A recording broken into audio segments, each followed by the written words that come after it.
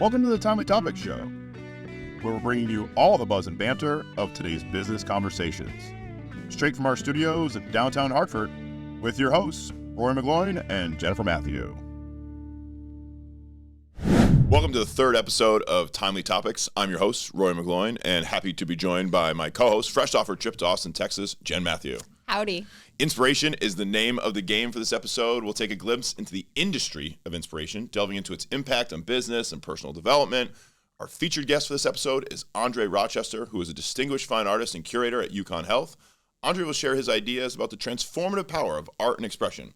And of course, to wrap up the show, we'll round things off with Good Idea or Bad Idea, featuring our producer Alex and his mystery topic. Let's get started. Welcome to episode 3. Jen, you just got back from Austin, Texas. You were at South by Southwest. I have never been to the conference. Many of our listeners and viewers may not have been either. Tell us all about the trip. Yeah, so I was so excited about it, as I was telling you. So the weather was great. So first, check that off the list. That was like my big thing. But the event was phenomenal. 300,000 people go to Austin, Texas for this event over, I think it's like 12 days.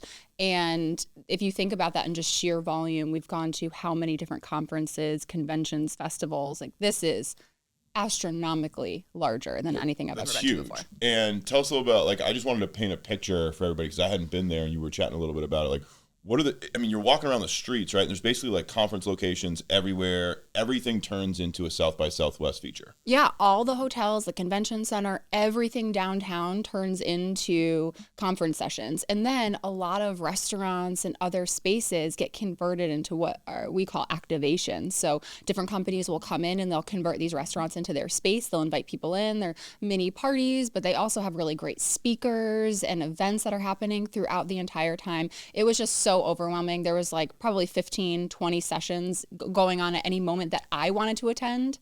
Too much. So, one of the things about conferences, they're always giving away free swag, but I would have to imagine that at South by Southwest, there was like a ton of really cool, like free stuff. What was the best free thing that you got during your time down there? Well, it wasn't something that I got, but I saw everyone walking around. Delta gave out customizable jean jackets where you could like have your name sewn into it. I was at some other sessions at that time, so I wasn't able to go over to the Delta Lounge to get that, but I was definitely had some FOMO when I saw others walking around with their denim jackets. That's really interesting too, right? From a business perspective, doing the free swag thing, going to conferences and giving out gear. I can't imagine that giving away free jean jackets was cheap. So fair play to you, Delta. And if you're watching or listening, Jen's looking for a bedazzled jean jacket if you want to send one her way.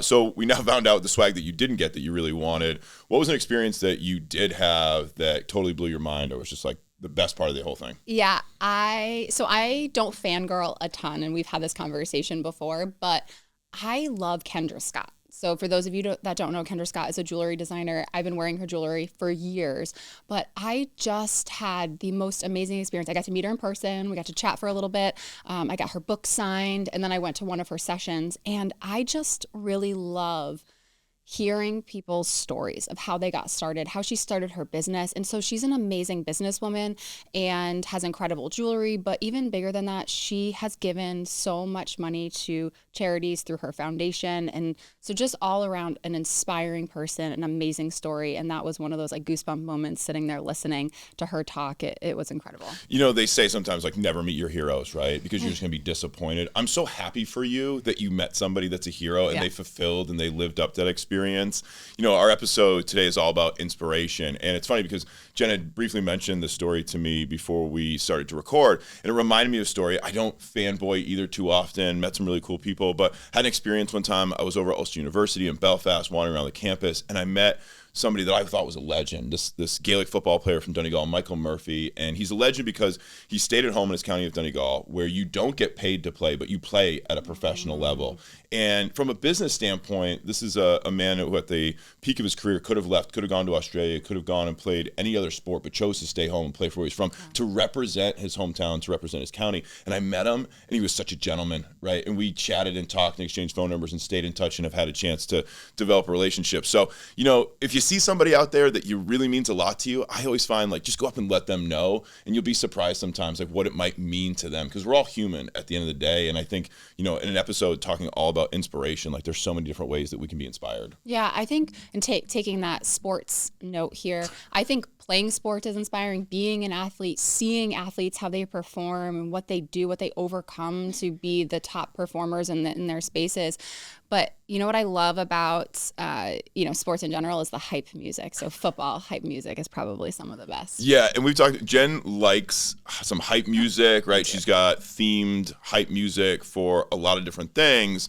We've debated this, and Jen asked me, she goes, Roy, do you have hype music? Do you have pump up music? And I don't really have pump up music, right? It's not something necessarily that I've ever been like drawn to, or I felt like I needed to utilize to go play sports. Like I feel like if you're not ready, then the music isn't really going to make a difference. But so Jen, for you, like what is some of your favorite hype songs, or like where do you really rely on music to pump you up, to inspire you? Yeah, and it's funny because I keep asking that because I secretively want us to be like blasting hype music before we start recording, and Rory's always like, no. It doesn't do anything for me. But I have different hype music for different use cases. So I have some for when I go for runs. I have some when I'm driving. So if I'm going in to go speak at something, I need to pump myself up. And it depends. It's so different depending upon the specific activity that I'm doing. But I love some good like Rihanna, Whitney Houston, okay. Beyonce, obviously, like just so many good, powerful women singing just such beautiful lyrics. And sometimes when we talked about this, like it's the goosebump moment when you hear something, it might not even be what they're saying. It's just like the way the music, the melody, or the way that they're singing and their voice, it hits you in this way. It's just so inspiring to me. Yeah. And so just to be clear to all of our listeners, I still have a place for music. In fact, I really love live experiences and shows. Over the last 2 decades, I've become like a big consumer of stand-up comedy. I love going to stand-up comedy events. I find that inspiring. I think it's so cool to be able to bring a room of people to laughter just using words, right? To just say things and put a mental image in their mind that they then think is so funny that they literally laugh out loud. I mean, to me, that is kind of like a beautiful art, and one that I really kind of quite enjoy. You going to any shows this summer? You doing concerts? What's your stance on live music, live events? Yeah, so actually we've talked about going to some things this summer, and we might do that either if they're like local activities or going to an actual concert. But it's been so long, honestly. I was thinking back to this. I haven't been to a very large, other than South by Southwest, or conferences that we go to for work. I haven't been to a really large activation like a concert in a long, long time. I used to go all the time, and same with you, love comedy. Love a good comedy. So, folks, let us know. Are you going to any shows this summer? And what are your favorite pump-up songs? What do you listen to get inspired? Give us a shout-out. Send us a correspondence and get in touch. All right. Speaking of correspondence, Alex, what do you have for us this episode? Yeah, we actually got a few questions and comments from our listeners. So, Aaron said, you just had an entrepreneur on the show, Emmett Moore. What services does CCEI offer to support entrepreneurs? Yeah, so at CCEI, we have tons of programs available for our startups and for entrepreneurs, anything from pitch competitions for seed funding all the way through accelerator programs. Yeah, we have a great network, too. I think one of the best parts about CCEI is the alumni of our programs, the faculty, the staff, the students that all participate. So check us out online. Check out our website. Yeah, so we got a comment from Fiona O'Rourke, all the way from County Leitrim in Ireland, and wrote in and said, I'm enjoying the podcast and all the great research. I love that Rory and Jen took different sides on the good idea or bad idea.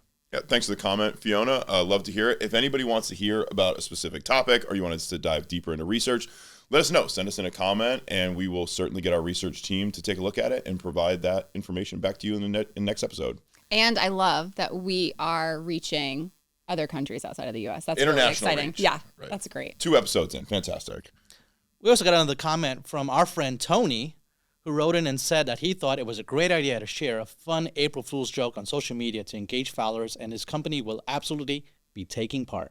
Yeah, and thank you, Tony. We're keeping your name secret because we can't wait to see what you roll out for April Fool's Day on your social media platforms. And if anybody else in their businesses is doing April Fool's stuff, please send it in. We want to see it. Tag us maybe even so we can check it out and feature you in a future episode. Just want to also give a shout out. Met a ton of great people down at the Family of Business event hosted by CCI at Omar Coffee last week, including one attendee who came up to us and said, I listened to the show, found out about CCI, went on the website, found out about the event, and came to the event at Omar Coffee as a result of the podcast. That's what it's all about. If you're interested, please send us in your thoughts. Collaboratory at UConn.edu. You can also find us on Instagram and LinkedIn. Send us a DM and let us know what you're thinking. Our timely topic for this episode is all about inspiration. With so few barriers to entry, we're seeing more and more inspiring stories every day in the world of social media. As a result, inspiration is big business.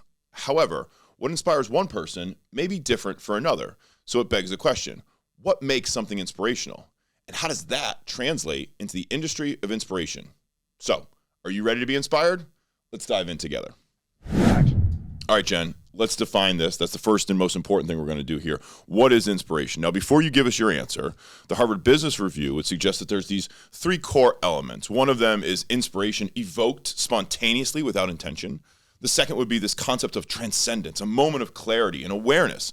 And the third being this concept of motivation, right, where the individual strives to express or actualize some new idea. But forget what Harvard has to think. As somebody who labels their core value as inspiration, Jen, what is your definition of inspiration? Well, first of all, I'm so excited to talk about this. But I think that it is really simply the feeling that stimulates creation. And creation can literally mean just bringing something new into existence. So one of the things that I've been thinking a little bit about is inspiration something that must come from an external source? So does it have to come from the music? Does it have to come from art? Or can it come from within or some combination of both? How do you rectify that in your definition?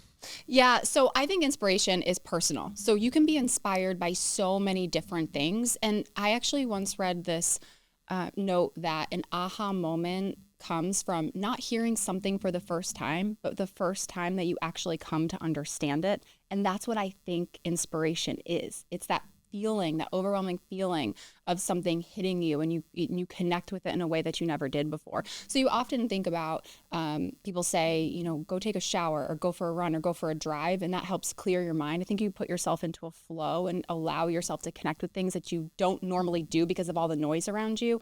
I think that that's where inspiration comes from. So it's not literally looking at the loofah in the shower that you have an aha moment. It's the moment of flow and peace that you bring to your world. Interesting. So a couple things that you said that I want to respond to. One, the concept of it not being the one time, but potentially even a repetition. So some of the new literature in the space on leadership, particularly related to public speaking and leading teams and groups, is that repetition is actually a good thing. So for many years, you would have wanted leaders to be really dynamic, right? To say something relatively different every time that they approach a team. And now what we're finding is actually repetition is key. And they're actually suggesting that 7 is still the lucky number. 7 times for a team to hear something, to actually be inspired by the words and to be motivated, because the consistency matters. Speaking of that topic, motivational speaking has become quite a big business here in the United States and likely around the world. In fact, some market research suggests that motivational speaking, the industry, can you imagine how much it's worth? Almost $2 billion to be made out there. So if you've got a motivational speech in you, sign yourself up, because there is money to be made. But in addition to that, right now we live in a world with executive coaches. We've got tons of books and podcasts, audio books. We've got authors. We've got TED Talks. We've got master classes. There's a lot of money out here in this industry of inspiration. What do you think about all that? Do you think that that is a primary source for inspiration? Is that where we go first? Is that the first stop if you're looking to be inspired? Well, we are some of those people. We're sitting here on a podcast, Rory. That's right. And we are well on our way to $1.9 billion. I hope. That's right. Yeah, but I mean, it is certainly the places I go for inspiration. I think it's easily accessible, right? We talked many times about books and podcasts being places that we can go to seek inspiration, because we're easily able to connect with those people that maybe we can't just call them up because they're not our executive coach or they're not walking down the hallways in our office buildings, but they can connect with us in the audio of our car while we're driving, or allows us to gain some understanding of what they're putting into the world. So I think that that's a great place to go for first-hand inspiration. But there's so many other places you can go too, right? It's just funny because, like, if you walk around this earth and you open your eyes, you start to realize that inspiration is big business, and you'll see it anywhere. Last night as we were preparing for the episode, I get a text message from Jen, and it's a picture of her asparagus. Why, you might be wondering, because on the bag, it says the word inspiration. Your asparagus, folks, can be inspirational. I mean, you can look at the signs and the desk calendars. There's T-shirts, there's stickers, jewelry, right? Those are all places that we can hang out in and find inspiration Do you think it's the same? I mean, can you find inspiration truly anywhere? Are there tiers where there's like higher or lower levels of quality in the inspiration?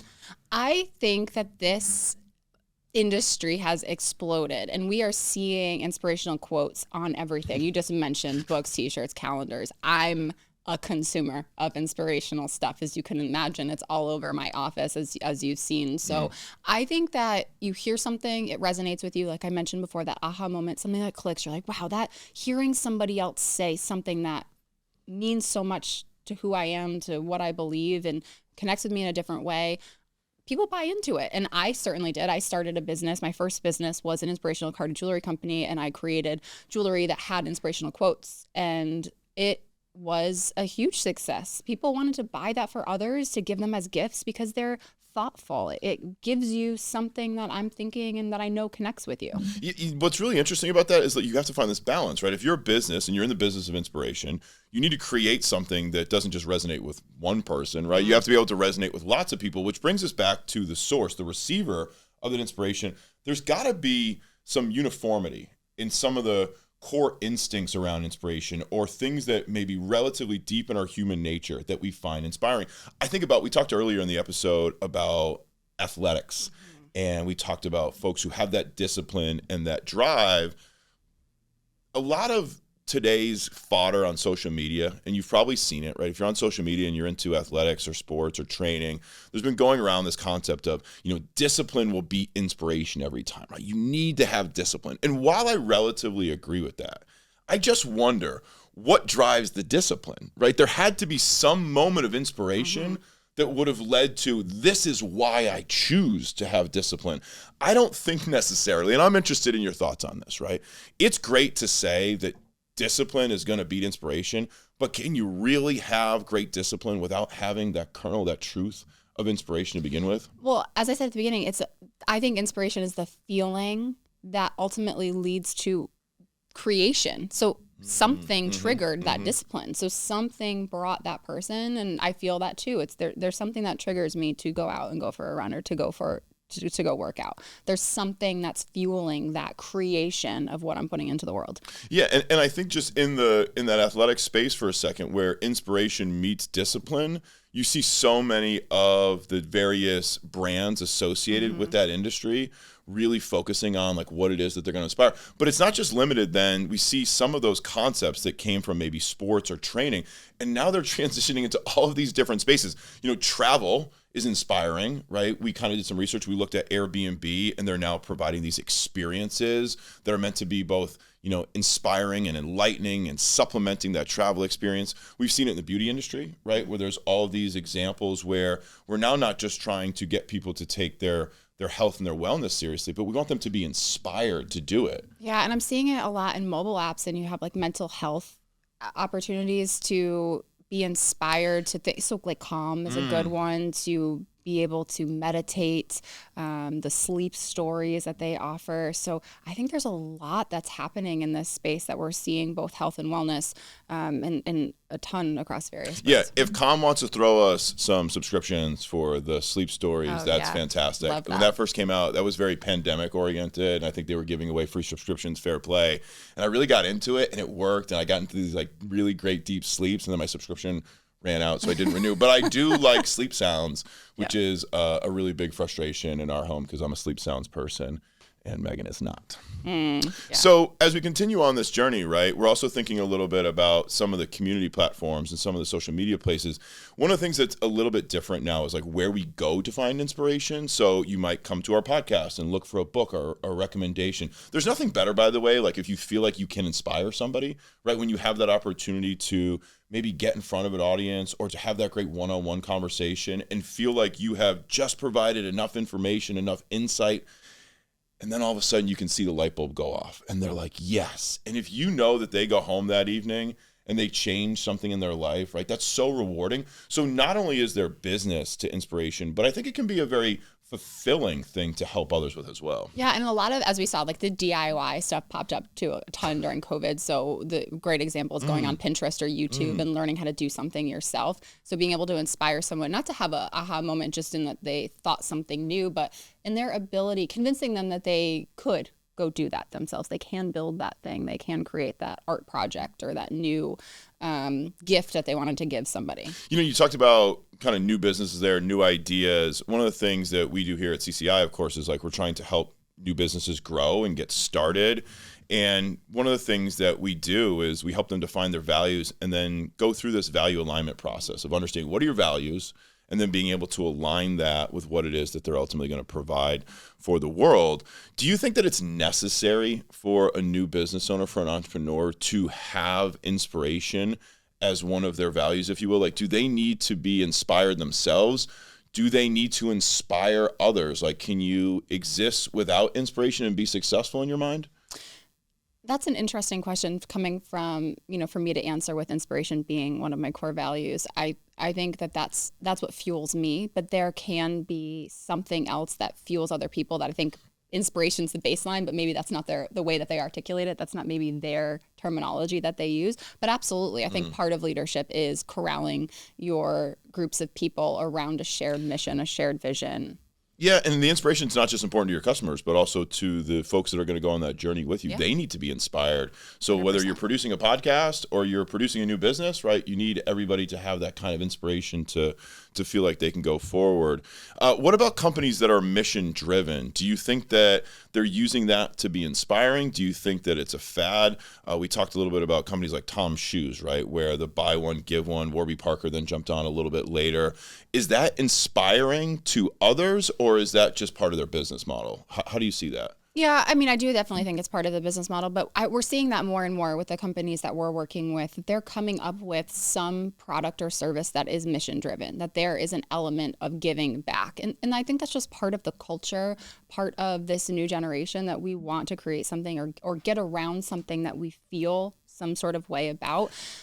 And it just makes me wonder, like, is it because there is more opportunity to see and to consume and to create inspiration that we're actually genuinely being inspired? Does inspiration inspire inspiration? I don't know. So. Maybe you can let us know in some correspondence coming up in the weeks ahead. Does inspiration inspire you? And if so, what is it that inspires you? Let us know what role inspiration has played in your life and in your business. And hopefully we can feature you and your story on air coming up soon. In this episode, Rory will be interviewing Andre Rochester, hailing from the greater Hartford region of Connecticut. He is a distinguished fine artist, curator, and arts advocate. At the 224 EcoSpace, he serves as the program manager, leading the curation of exhibits and the facilitation of various arts events and programs, notably the Artists of Color Accelerate Fellowship. Also, Andre is an art curator at UConn Health, where he oversees the management and growth of over 2,000 works of art and orchestrates exhibits within the esteemed Celeste Lewitt Gallery.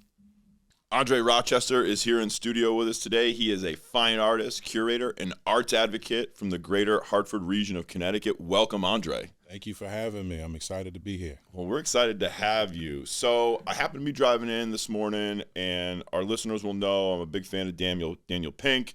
He's got a book called A Whole New Mind. And I happen to be in the chapter, and it talks about how if you went into a kindergarten classroom and you asked how many kids in the room were artists, they'd all raise their hand. But by the time you get to 6th grade, you ask how many children in the classroom are artists. Many of them would no longer identify as an artist. And Daniel in the book goes on to talk about how the future will need creativity. It'll need artistry. It's going to need design. And now you've known that for a long time. But how does that make you feel as an artist? Well, I think everybody's an artist first and foremost. I may be an artist by trade, by title, et cetera, but the truth is, once you put a mark down on a page, or you've done something that has started off as an idea and then become real life, you have created art. That in its essence is being an artist. I think I was telling you earlier, like, we're conditioned to see the world a certain way, and so when we start off as kids, we're not thinking, right? As a 5th grade, or as a kindergartner rather, you're not thinking about what the world is supposed to be. You're just in the world, you're exploring, you're doing things because they're new experiences for you. As a 5th or 6th grader, you've had a little bit more experience. You've been exposed to certain things. You've been conditioned a little bit to believe certain things about the world. And your parents are probably starting to teach you some stuff that might put you on whatever path you're going to go in life, right? So I'm not surprised that not as many hands go up, but that doesn't change the truth, right? They just don't see it that way anymore. But I think it's going to change here, right? I think it's going to change because, AI and automation, we've been talking about this in the show a little bit. It's going to replace a lot of jobs. I don't think it's going to replace the artist's jobs, right? The creativity from the human mind is almost always what programs the AI, or at least it will for a foreseeable future. What do you think is the responsibility of all of us to help to curate artistry at a young age, or to keep it going? How did you keep it going? So I needed art, actually. I needed it as an outlet. So I went through some things as a child that required me to have some kind of form of expression. So it came out of necessity. I was drawing, and I had my sketchbook. That's where my emotions went, right? So it's a little different for me than some other folks. If you don't have a situation where I guess you need that outlet, and you're just doing something that's creative, finding subjects that you're passionate about should be the thing that keeps you going. Let's talk about that for a second. Your work is described as being a combination of portraiture and conceptual works linked by narratives of your own experiences. So there it is, right? Your art is a tool for healing and a catalyst for connection. I love that. So what ultimately inspired you to continue down this path of artistry? And one of the things that I'm always interested in is, like, we talk a lot about values. How does that inspiration come through in your work? So when we look at some of your pieces, how can we see it or feel it or understand it? Well, the operative word is feel, right? I want you to feel it. You're going to see something, you're going to feel something, you're going to think about it, and then hopefully there's other people in the room with you while you're going through that shared experience. And then you turn to that person, you have dialogue about it. Now you're connecting people through the artwork. That, to me, is the purpose of my work, at least. It's important to look at these subjects not necessarily for the actual thing that's being depicted, but the emotion that can be drawn from it, because that's what connects people. You have to feel something in order to do something. Yeah, that's so great. I mean, our listeners will know I'm a passionate communicator. I care about the listening process and the receiving process and understanding. And one of the things that really stands out to me in your answer there is that you believe that art ultimately must be shared to maybe be appreciated, Absolutely, to be felt, because it's not just what I see or feel, but it's then how I share it with others. Is that true to you? Yeah, and some artists may disagree, but I feel like if you're making it and not showing it, why are you doing it? You just gonna stockpile it? You got all these things that you have to put out there. It's out there. Let it be enjoyed. Let it be interacted with. Do something with these creations that you have. Otherwise, they're just gonna sit there. And if it is something that you're doing for healing, you can't heal until you've let it go. Okay. All right. Very good. So you are a fellow UConn Husky. I am. And we're going to presume you learned some things along the way. I learned a little bit. All right. Our audiences would like to hear that. So I'm kind of curious, I love to ask this type of question. What's something that you learned as a younger man that really has helped you evolve into the roles that you find yourself today? Something that I learned was that, and actually we were just talking about this, the experiential learning. Something I learned is that you have to go out and do the things to truly know it, right? Especially when it comes to art, right?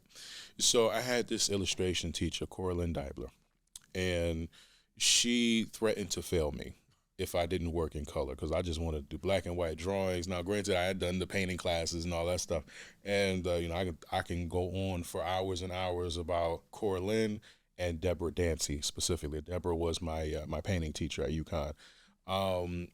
Deborah knew I was going to be a painter before I knew I was going to be a painter. I should have listened to her in my classes.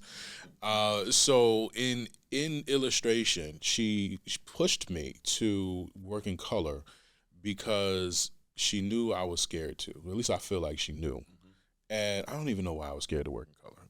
But now everything in my work is so colorful. And I needed that push. And it wasn't that I didn't know what to do. It was just I wasn't in the headspace that I needed to be in, and she put me there. Yeah, it's crazy because I can relate to both sides of this, right? As a professor, instructor, mentor, teacher, the biggest thing that I want to create with my pupils is trust. That I have generally their best interests in mind, and I want to be like, hey, go in this direction. It'll be good for you. So for all of our teachers that are listening, right, we're working on this. But for all of our pupils out there, if you find somebody that has your best interests in mind, there's a level of trust there too. What's that like? I mean, we talk a lot about business and entrepreneurship, but what's it like as an artist to kind of think about trust when you get feedback, when you get input, when somebody pushes you? Because it's something that's so personal, but yet it's something that's being created, and as you said, for everybody else in a way too. So I don't know what it's like in other like schools, but in UConn School of Fine Arts, we had critiques all the time. So like it's a constant getting feedback, and they're preparing us for when we go out there and people tell us either we suck or we're like the most amazing thing in the world, right?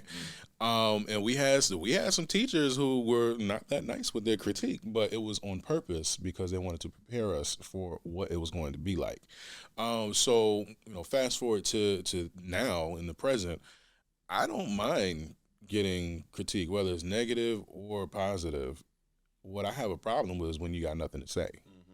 That bothers me. That gets under my skin, because if you have nothing to say about my work, then I'm not doing anything. I'm not getting you to feel anything. I'm not getting you to think anything. Yeah. You can tell me I suck.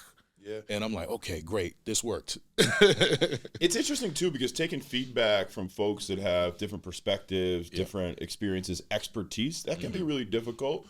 I think all of us, right, that have passions or hobbies or interests or vocations, there's those levels of experience. And so getting feedback from one person might mean more or less. As an artist, one of the things that stands out to me as a consumer of art is I have reactions, I feel. Yeah. But I'm always curious, like, does the artist want to know what I feel with my low levels of ability to create versus somebody who is a peer or a colleague in that space? How do you make sense of the feedback that you've gotten on pieces over the years? Like, how do you make sense of feedback that you integrate now that you've got some experience on your belt? And how do you make sense of feedback where you appreciate it, but it may not necessarily influence what you do next? Well, it starts with what message you wanted to convey in the first place. Is it connecting with your audience? I post things all the time while it's in process, and I do it on purpose because I want to make sure that I'm communicating what I intended to. And I will ask people, hey, what do you think about this? What does this image say to you, or how does it make you feel, right? Before it's even done. And this tells me whether or not I need to change directions or whatever. And that is key. Like that's really key to my process. It's not that I need to depend on what everybody thinks about my work. It's I want to have a specific type of conversation. And if you're showing me that maybe that conversation isn't going to go how I thought it would because I'm trying to engage the audience in a specific way, then I can pivot while in process. Yeah, that's so cool. I am a big believer that one of the best ways to get feedback is to ask for it, right? Absolutely. What do you think? What do you feel? So we're in downtown Hartford this morning in the studio. You've done a lot of your work in Hartford. And I got to know, do you have a favorite project? And is it something that you've done locally, right? Have you done anything that just jumps off the page for you? Like, I love that project. My favorite project was a collaboration with the city of Hartford called Hartford Love. We put artwork all along Albany Avenue on the utility boxes and the bus shelters. Okay. This was an open call for artists. They were selected by the community. So the NRZs, the Neighborhood Revitalization Zone Committees, selected the artists for this project. Artists were paid to create an image to go on these surfaces, but here's the best part. They were paid for the license to use the image. They got to keep the work. And so they can do whatever they want with that painting that they created. They can put it in an art show, they can sell it, they can reproduce however, right? Yeah. But we had something like, I think 30, 32, something like that. Basically 30 artists were paid to do their work and show it to the public. It's still up. Yep, it is. I've seen and some of it, it can be replaced if it's damaged or whatever. And I curated a whole street. That was the coolest thing ever. It's the biggest curation project I ever did. Yeah. And none of my work is in this, by the way. I purposely did not put any of my paintings into this, even though I had the autonomy to do so. I wanted this to be about the artist community and a way to put them out there and showcase talent that we have right here in this area. and it was a success. That's awesome. I mean, it just really shows a lot about your character too. So I appreciate it for you sharing that story.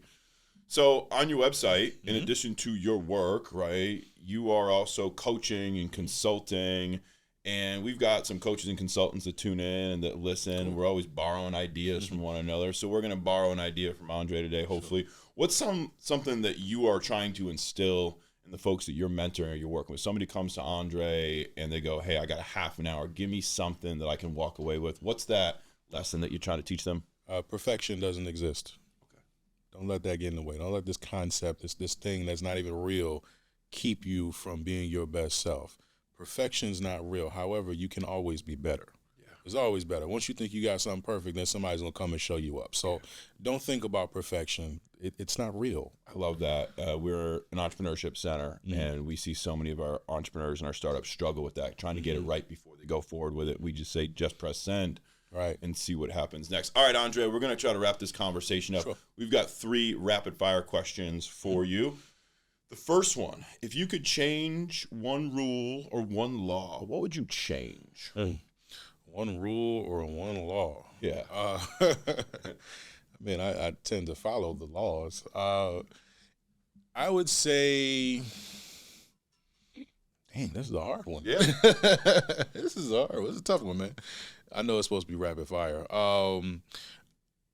I would make it legal for graffiti artists to do their thing when a property has been sitting for longer than 10 years. Cool. That's what I would do. Yeah, that's cool. I love that, right? Because there's one very close to us that's been sitting for a long while. It's controversial, right? We got a thing that happened in downtown LA with this abandoned skyscraper. We got a skyscraper of our own right now that's getting tagged up, and I love to see it. And not because it's like badass and it's like this big illegal thing, ooh, they're breaking the law, but the fact of the matter is the property has been vacant forever and a day, and like this is a sign to either tear it down or occupy it. Yeah.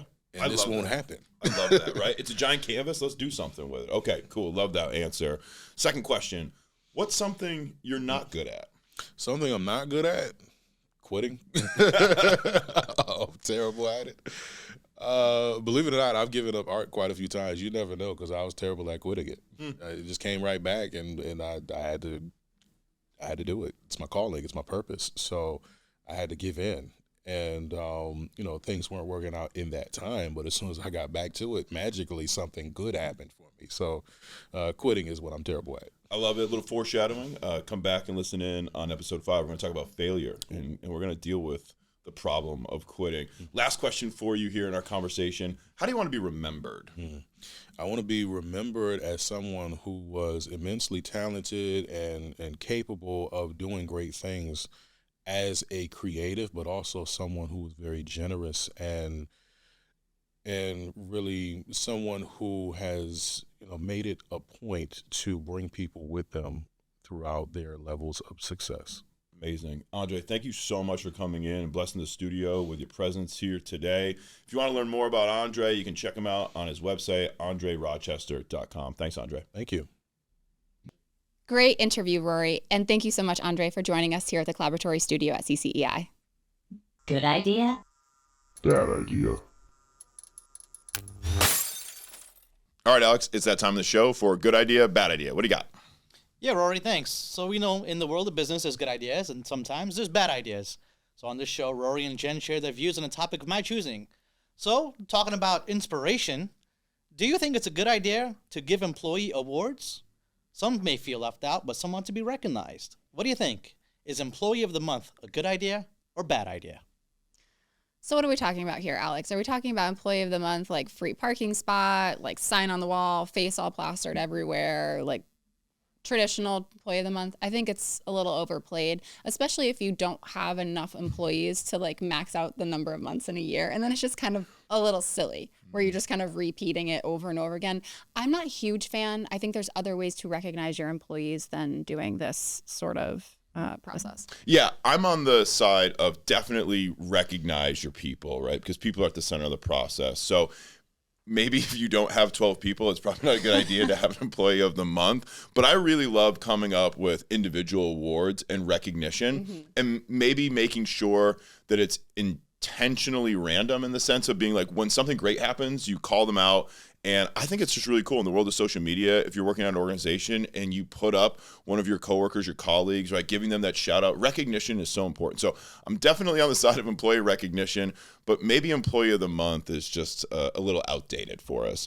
So that's our show. Thanks so much for tuning in. Be sure to share it with your friends or drop us an idea for a future episode, topic, or guest. And don't forget that we produce our show right here at the Collaboratory studio in downtown Hartford.